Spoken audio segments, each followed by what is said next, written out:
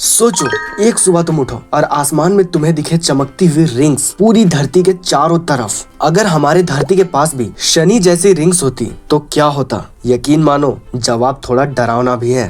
अब देखो, जब कोई चांद या एस्टेरॉयड किसी ग्रह के पास आकर टूट जाता है तो उस ग्रह की ग्रेविटी उसे रिंग्स में बदल देती। अब सोचो, अगर धरती के पास वैसी रिंग्स होती तो भूमध्य रेखा से देखने पर वो एक पतली चमकदार लाइन जैसी दिखती और ध्रुवों से देखने पर पूरा आर्क जैसा आसमान में एक विशाल चमकता हुआ इंद्रधनुष दिखता। सुबह शाम का नजारा तो मूवी जैसा लगता। सूरज की रोशनी रिंग्स से टकराती, पूरा आसमान गोल्डन रंग से चमक जाता। लेकिन ये खूबसूरती खतरनाक भी होती। रिंग्स सूरज की रोशनी को रिफ्लेक्ट करती। कुछ इलाकों में ज्यादा ठंड तो कुछ में ज्यादा गर्मी हो जाती। पूरे क्लाइमेट का बैलेंस बिगड़ जाता और स्पेस ट्रेवल नामुमकिन। हजारों बर्फ के टुकड़े 30,000 प्रति किलोमीटर की स्पीड से घूम रहे होते। कोई सैटेलाइट या रॉकेट गया तो सीधा खत्म। अब सोचो, इंसान की हिस्ट्री कैसी होती अगर रिंग्स होती। हर सभ्यता उन रिंग्स को देवता मानती। कैलेंडर उन्हीं के हिसाब से बनते। रातें कभी पूरी अंधेरी नहीं होती। हर वक्त आसमान में एक जादुई रोशनी होती। अब सबसे शॉकिंग बात, धरती के पास पहले से ही रिंग्स थी। हाँ, रिंग्स तो बोल ही सकते हैं उसे।